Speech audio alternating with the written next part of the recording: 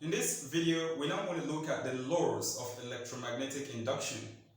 There are actually two of them, the Faraday's law of electromagnetic induction and the Lenz's law of electromagnetic induction. The difference between these two laws is that one talks about how the induced CMF is produced, what leads to the induction of the EMF, and it still go as far as telling us the magnitude of this induced EMF, and that law is the Faraday's law. We have the first and the second law. Then the next law of electromagnetic induction is the Lenz's law, which helps us to determine the direction of the induced EMF. On the board here we have Faraday's laws of electromagnetic induction, the first and the second law. Let us state it in safe place. Faraday's first law of electromagnetic induction states that whenever there is a change in the flux that is connecting, that is linking, that is threading the coil, the flux are magnetic line of force, is that not so? So whenever there is a change in it, EMF will be induced. That was actually what we stated from the outset of this topic, that if perhaps you keep a coil, stationary, and you move a magnet to and fro. Is that okay? As you are moving, you are varying the line of forces. You are adjusting it. You are changing it. That change alone induces what? EMF. So from this first law by Faraday, it helps us to know what produces the EMF. Why is the electromotive force induced? And what's your answer to that? Can you tell me? It is as a result of, that's very correct, changes in what? The flux that is linking the coil. The first law by Faraday does not tell us the value of this flux, of this induced EMF rather, the magnitude. It didn't. It only tells us that it's being generated, it's being induced due to changes in the magnetic line of forces in the flux line, right? So that's where we now introduce the second law of Faraday in electromagnetic induction. And what does the second law tell us? It tries to tell us, or it gives us, the magnitude of the induced EMF. Let's look at it.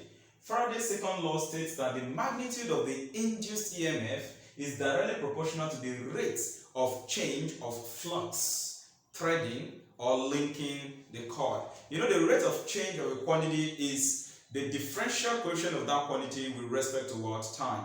So we're going to have d flux over dt. And that, of course, can introduce differentiation as a solution to a problem here. If maybe a question is given to you, you have the flux as a function of time.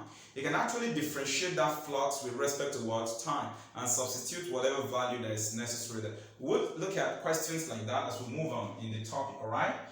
Now, Faraday's second law of electromagnetic induction gives us the magnitude of the induced EMF as stated earlier. And from that law, we have this equation that the induced EMF, there's a symbol we're using for it, is equal to minus the number of turns in the coil. Is that okay? Because the coil will have to be wounded, right? So the number of turns in the coil times the rate of flux, d flux over dt. Now, if the coil is only 1, then the induced EMF will be negative d flux over dt, because n will be equal to what? 1 there. The negative sign simply just try to tell us the direction in which the induced EMF will be pushing, will be driving the current. However, Lenz's law tells us better about that. In the next video, we're going to look at this equation by introducing the magnetic induction B as well as area. Recall, flux is equal to magnetic induction B times the area. Is that not so? So we're going to look at that in the next video as well as Lenz's law of electromagnetic induction.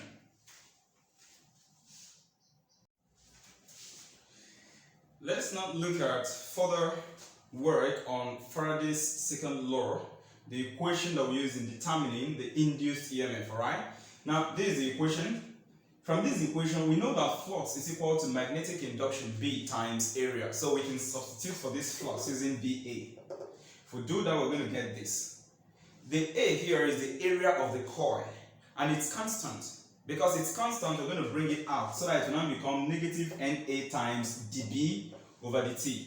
Why do you have to bring the area out? Area there is a constant. It's just like if you're given 5x raised to the power 3 to differentiate. You know, to work at this 5 is constant, so it will come out and then you will differentiate with respect to x, the variable x cubed. Is that not so? So the same thing you do here, okay? This a will have to come out. Multiplying this number of terms, then you now have times dB over dt. Please take note that the area formula or value depends on the shape of the coil. If the coil is a square, we expect the area to be square of length, that is length squared. If it is a circle, it will be pi r squared or pi d squared over 4. If the coil is rectangular in shape, then this area will be what? Length times width. So take note of that, please. Now, once we are able to determine the induced EMF, which in this case serves as the voltage, we can then use Ohm's law to determine what? The induced current. Using the formula that induced current is equal to induced EMF divided by what? The resistance of the coil. We now want to look at the second law of electromagnetic induction, the Lenz's law, and it states that the direction of the induced EMF is such that it drives the current in a way so as to oppose the change in the magnetic flux that is causing the EMF. So the point is this, just imagine that this is a magnet and this is a coil. You bring the magnet close, you take it away, you bring it.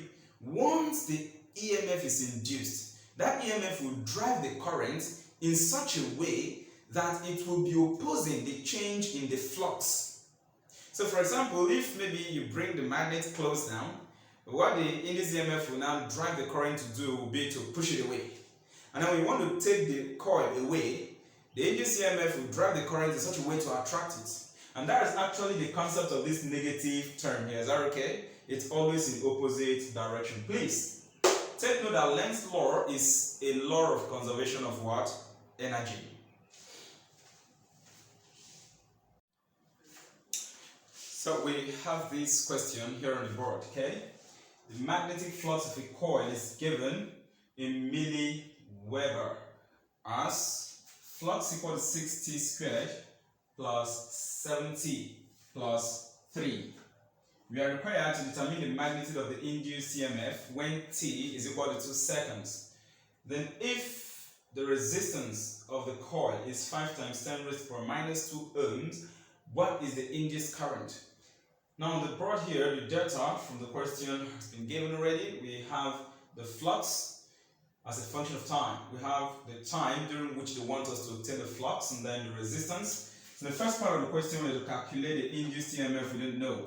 But we want to recall that for n, that is number of turns equal to 1 because it's not given here, so we'll take it as 1. We want to recall that the induced EMF is the flux over what? dt. Take note that I no longer use anything about minus there. The minus does not affect your calculation, it only tells you direction, okay? So we're going to differentiate. Let's differentiate the flux with respect to time and see. Come over here and differentiate 60 squared. If you differentiate, you get 12t. Differentiate 7t, you're going to get 7. So the induced EMF, which is the same as the flux over dt at t equal to 2 seconds, will now be equal to, we'll substitute 2 here, to have 12 times 2 plus 7. The induced EMF is going to give us 24 plus 7, which is 31. But what's going to be the units? Take note that this is in milliweber, so this is going to be in milliweber and then per seconds. Milliweber per second. So that's going to be the induced EMF. So we need to do some form of conversion. Is that okay? We need to do a form of conversion. We'll convert from milli, is that okay, to SI units. So this is the same as 31 times 10 raised to the power minus 3. You know, to convert from milli to SI unit, you divide that quantity by 1000, divided by 1 seconds. We can still write this as 3.1 times 10 raised to the power minus 2 Weber per second. Please, this is Weber, not watts, okay? So this is the induced EMF value. Now let us look at the second part of the question. Given that resistance is equal to 5 times 10 raised to the power minus 2 ohms, we are required to determine the induced current. We don't know. The induced current is equal to the induced CMF divided by resistance. So the induced current will now be 3.1 times 10 raised to the power minus 2. We're going to divide it by the resistance given, which is 5 times 10 raised to the power minus 2. You see the reason why we needed to convert this from milli value to SI units, because this ohmster is in SI unit value. If we don't convert, then the current we're going to get will be in milliamps. Is that okay? But we have to do some form of conversion to avoid any error at the end. So 3.1 divided by 5 is 0.62 amp. 0.62 ampere. Alright?